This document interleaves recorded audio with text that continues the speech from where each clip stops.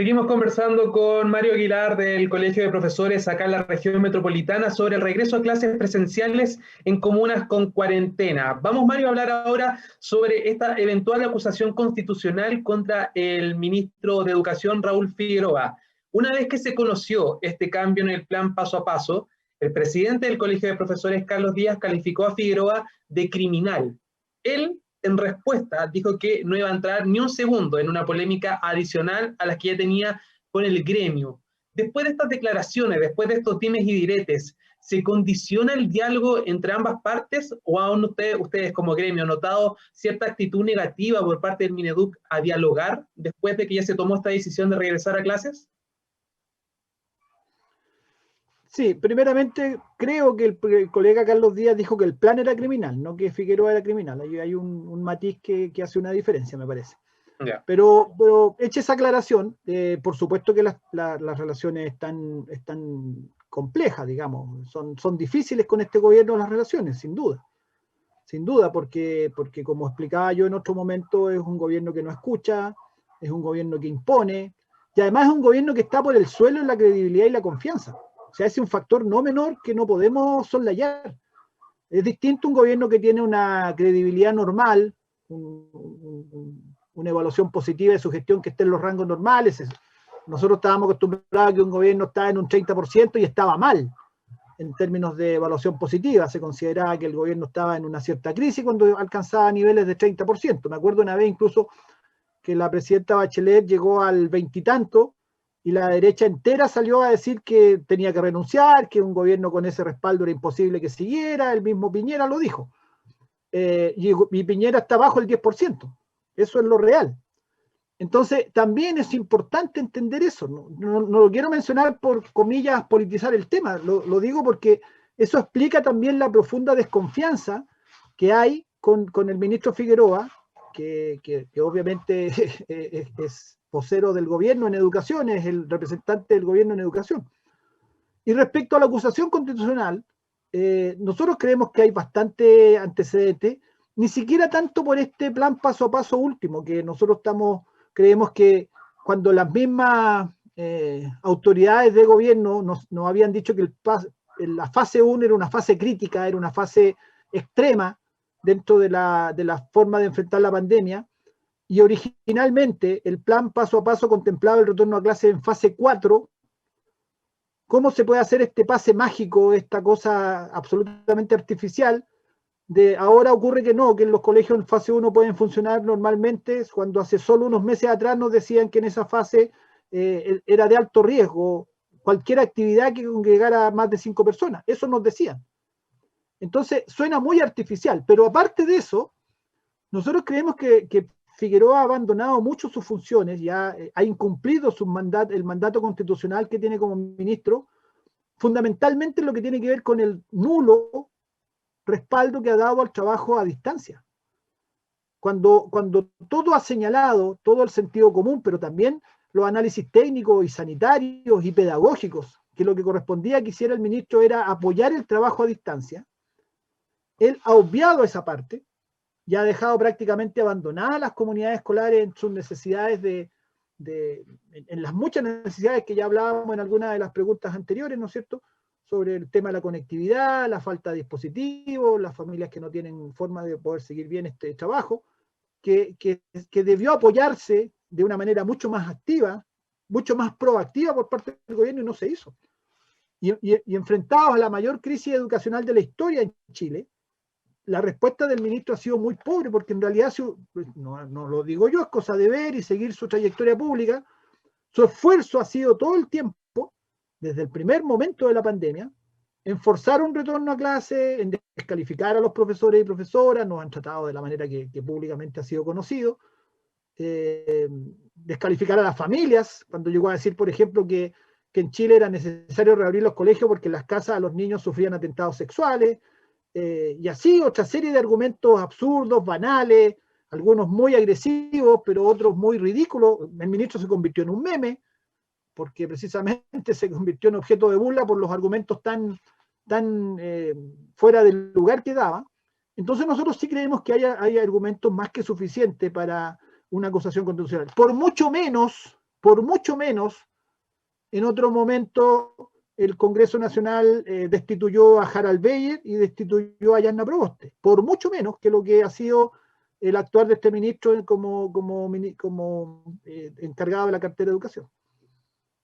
Mario, y de no contar con el respaldo en el Congreso para esta acusación constitucional, ¿ustedes como gremio evalúan otra medida, otra acción contra el ministro de Educación? Mire, lo nuestro no es contra el ministro de Educación, lo nuestro es defender la salud, la vida y las condiciones sanitarias adecuadas en el contexto de emergencia en que estamos. Pero él es la cabeza del Ministerio de Educación. Sí, sí, correcto, pero claro, pero pareciera como que fuera un gallito personal con Figueroa, por lo menos por parte nuestra no es así. No sé si él, habría que hacerle esa pregunta a él.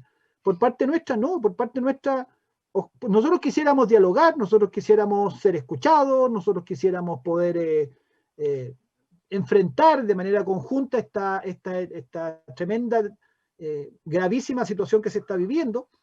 No ha sido posible, porque, insisto, el ministro tiene incapacidad de escuchar. La acusación constitucional es un mecanismo y una atribución de la que disponen los parlamentarios. Nosotros podemos estar a favor, opinar a favor, podemos ir a dar nuestra opinión durante su tramitación, si es que se llega a concretar. Hasta ahora está anunciada, pero no se ha concretado. Podemos hacer mucho de eso. Pero lo que nosotros sí vamos a hacer es defender la salud, la vida y la integridad de nuestra gente. Nuestra gente son nuestros estudiantes, nuestros colegas, nuestros compañeros de trabajo. Eso sí lo vamos a hacer y, por supuesto, la Asamblea Nacional nuestra estableció que obviamente no descarta ninguna medida en función de ese objetivo de defender la salud y la vida de las personas.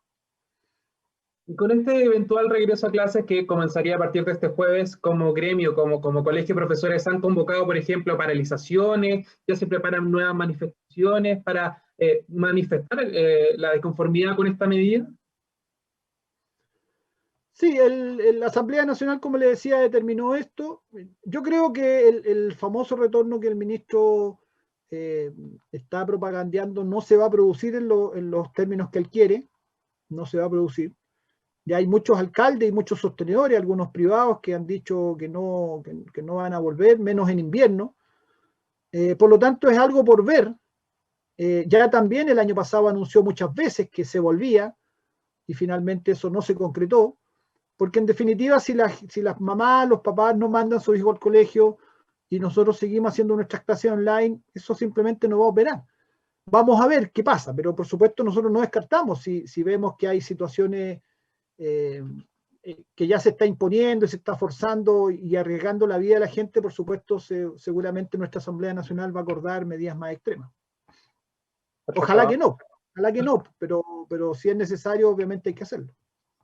Claro, me imagino que también es algo que se está evaluando todavía, todo va a depender de cómo se concrete este regreso a las clases presenciales y si se logra concretar, como tú bien dices, Mario. Antes de despedirte, Mario, quiero hacerte una pregunta respecto a la suspensión del CIMSE 2021. Según la Agencia Nacional de Educación, no se consigue la representatividad necesaria debido, obviamente, a la pandemia. ¿Qué impacto para el equipo docente significa la suspensión de este tipo de pruebas? Ya ellos evalúan una próxima prueba alternativa que se llamaría evaluaciones diagnósticas integrales. Si se puede hacer un símil, ¿están de acuerdo o no con que se realice esta medición pese a todas las complicaciones que conlleva llevar a cabo las clases en medio de la pandemia? ¿O cuál es tu opinión respecto a esta suspensión del CIMSE 2021? Mira, respecto al impacto que pueda tener en los equipos de gestión o en general en los colegios la suspensión del CIMSE, la verdad es que yo creo que ninguno o muy poco. Ningún impacto, porque el CIMSE no sirve casi de nada para los colegios y para el trabajo cotidiano. Nosotros esto lo hemos denunciado. El CIMSE es una prueba estandarizada que no da cuenta adecuadamente de lo que es la realidad del trabajo escolar. No entrega información útil para el trabajo escolar cotidiano. Si a mí me dicen un año y medio después que se rindió la prueba, porque más o menos un año después se entregan los resultados, más o menos. Si a mí me dicen que el octavo de la escuela, octavo que ya no está en octavo, que está en primero medio, tuvo tal puntaje y ahora lo que tengo es otro octavo, que son otra muestra, con otros estudiantes, con otra realidad, la verdad es que entrega una información que a la escuela misma no le sirve casi de nada. Esa es la verdad. Solamente la escuela, claro, si el puntaje es muy bajo, empiezan las presiones, la amenaza de cierre y finalmente la escuela empieza a funcionar en razón de subir el puntaje del CIMSE como de lugar y se producen tremendas distorsiones, pero siempre hemos señalado nuestras críticas al CIMSE. Nosotros creemos que el CIMSE es una prueba obsoleta a estas alturas, una prueba que en su excesiva estandarización no da cuenta de la diversidad de realidades en el país, pretende homogeneizar a nuestros estudiantes en base a un patrón común muy sesgado además y muy pobre. La prueba CIMSE es muy pobre además. Desde el punto de vista de una concepción integral de educación, es muy, muy pobre. Por lo tanto, nosotros no creemos que produzca ningún efecto negativo la suspensión del CIMSE y yo espero que en un proceso constituyente que estamos viviendo en Chile, donde esperamos cambie el paradigma educativo, las formas de evaluación sean mucho más ricas, complejas y mucho más integrales que lo que significa el CIMSE. Por lo tanto, nosotros creemos que ha sido una buena noticia que se haya suspendido para este año. Perfecto, entonces ahí la evaluación de Mario Aguilar respecto a esta suspensión de la prueba CIMSE 2021, y esa es una de las aristas, Mario, el tema de también el rol que va a tener la Convención Constitucional respecto a la educación. Se habla mucho de la educación gratuita y de calidad, una demanda que ya se viene gritando en las calles hace bastantes años, desde el 2011 que comenzó esto fuertemente. ¿Tú crees que esta consigna de calidad y gratuidad se va a poder conseguir gracias a esta nueva Constitución o no? Yo espero que sí. Yo creo que entre los constituyentes hay bastante conciencia respecto al tema de la educación y cómo es una de las demandas principales, pero yo espero que vayamos más allá de solamente calidad y calidad en términos genéricos y gratuidad. Yo creo que hay que repensar el paradigma educativo. Hay que pensar en una educación mucho más humanizadora, transformadora, mucho más integral, que nos permita desarrollarnos plenamente como seres humanos y no esta educación estandarizada, sesgada, empobrecida, con esta concepción economicista que solamente piensa en la preparación para el mundo del trabajo, y la educación tiene que entregar muchísimo más que solamente preparar para el mundo del trabajo, tiene que hacernos buenas personas, tiene que permitir desarrollar todas nuestras potencialidades, nuestras capacidades, tiene que ayudarnos a ser más creativos, más críticos, más sociables, emocionalmente más equilibrados, en una integralidad que hoy día la educación chilena no tiene.